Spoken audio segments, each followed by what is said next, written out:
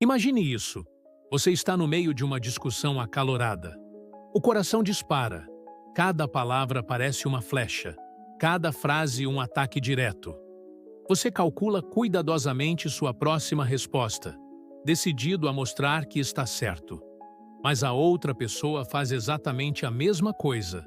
Ninguém está ouvindo, apenas esperando o próximo momento para contra-atacar. É nesse instante que surge uma ideia perturbadora. Você já perdeu. Como assim? Se está defendendo seu ponto, mantendo sua posição. Porque o simples fato de entrar nesse jogo já é uma rendição. O verdadeiro poder não está em vencer debates, mas em algo muito mais inesperado. Dominar a si mesmo e escolher quando falar ou quando se calar. A maior parte das pessoas acredita que poder significa provar que está certo, derrotar o outro na conversa, impor argumentos como golpes. Mas será que é mesmo assim? Se observarmos de perto, a maioria das discussões não é sobre a verdade, mas sobre algo mais profundo. Proteger o ego, buscar validação, disputar quem controla a cena. Quando alguém sente que sua identidade está em risco, reage com intensidade. Não é apenas sobre ideias, mas sobre sobrevivência psicológica. Por isso, debates se transformam em batalhas, mais pelo orgulho do que pela razão. Esse comportamento, no entanto, revela fraqueza. O filósofo Friedrich Nietzsche dizia que quem reage de forma emocional já está sendo controlado. O instante em que alguém consegue provocar sua fúria já é dono do jogo. O conceito de vontade de poder, tão central em sua filosofia, não é apenas força bruta. É capacidade de moldar a realidade sem precisar se perder em respostas impulsivas. O indivíduo superior, que ele chamava de Übermensch, não se arrasta em disputas banais. Ele decide quando entrar e quando se retirar, porque entende que o verdadeiro domínio está no controle da própria reação. Pense numa reunião. Duas pessoas se enfrentam. Uma fala alto, gesticula, tenta esmagar o outro com argumentos. A outra escuta em silêncio, serena, sem se deixar arrastar pela raiva.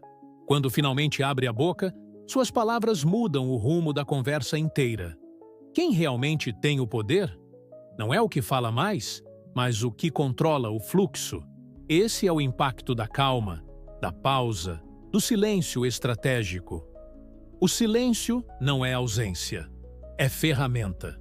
Ele obriga o outro a se expor, cria desconforto, instala dúvida. Ele é como uma sombra que paira no ambiente, forçando o interlocutor a revelar mais do que gostaria. O silêncio bem usado não é fraqueza, mas arma psicológica. E alguns dos maiores nomes da história entenderam isso melhor do que ninguém. Sócrates, por exemplo, nunca precisou de gritos para desmontar adversários. Sua arma era a pergunta. Ele deixava os outros se enredarem nas próprias contradições. Um político que se julgava o mais sábio de Atenas se encontrava perdido depois de meia dúzia de perguntas simples. Sócrates não dizia diretamente que estavam errados. Ele fazia com que percebessem isso sozinhos. É a essência do poder silencioso. Em vez de bater de frente, leva o outro a questionar a si mesmo. Séculos depois, Steve Jobs aplicava o mesmo princípio em outro campo. Ele não gastava energia brigando por cada detalhe. Sabia quando deixar os outros falarem, quando ouvir e quando finalmente intervir. Em discussões importantes, não buscava apenas estar certo. Buscava transformar a percepção da equipe. Um exemplo clássico foi a criação do iPhone. Enquanto engenheiros defendiam botões físicos, Jobs acreditava em uma tela totalmente sensível ao toque. Ele não impôs de imediato. Deixou o time debater, esgotar argumentos, até que, pouco a pouco, percebessem por conta própria a inevitabilidade daquela visão. Ele não queria vencer a discussão. Queria guiar a transformação. No campo da guerra, a lição é ainda mais dramática. Miyamoto Musashi, o lendário samurai japonês, venceu mais de 60 duelos. Mas sua maior arma não era a espada. Ele vencia antes de lutar. Em um combate famoso contra Sasaki Kojiro, Musashi chegou horas atrasado. O adversário, consumido pela raiva, entrou em campo já derrotado, cego pela emoção. Musashi só precisou de um golpe para encerrar a luta. Seu silêncio, sua paciência e sua estratégia psicológica foram mais fortes do que qualquer técnica. A linha que une esses exemplos é clara. Poder não é falar mais alto, mas escolher com precisão quando agir. A maioria entra em discussões para proteger o ego, provar algo para os outros ou buscar validação. O indivíduo verdadeiramente forte não precisa disso. Ele não corre atrás de aprovação, porque sua força vem de dentro. Ele não se desgasta em batalhas pequenas, reserva energia para conflitos que realmente importam. E a psicologia moderna confirma isso. Nosso cérebro não foi feito para debates racionais. Ele quer vencer, não aprender.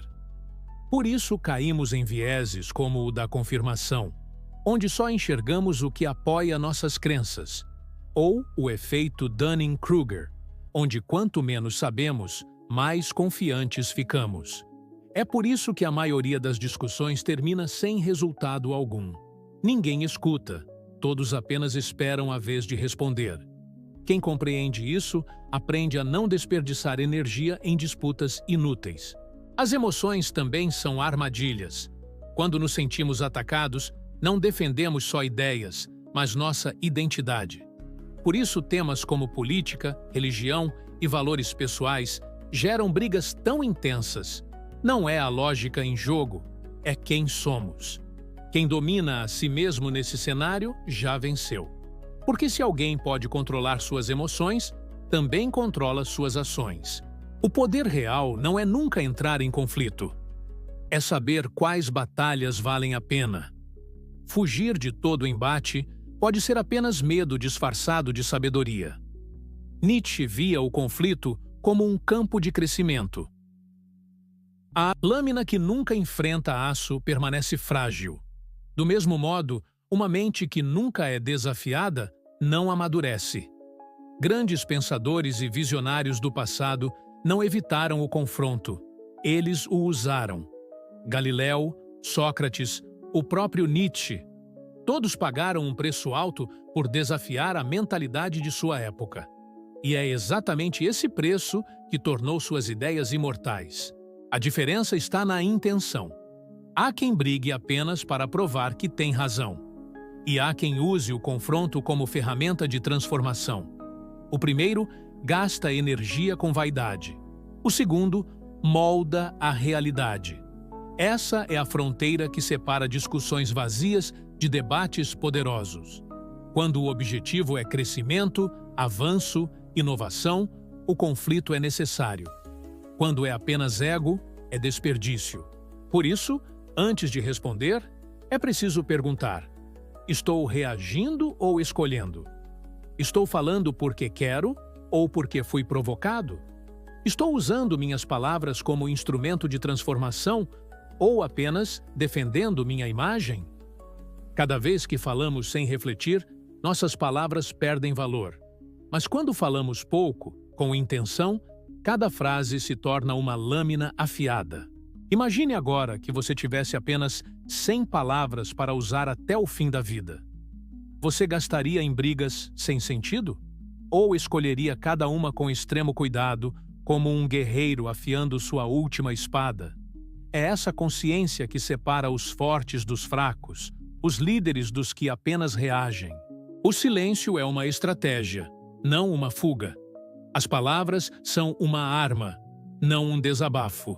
E o poder verdadeiro nasce quando dominamos os dois.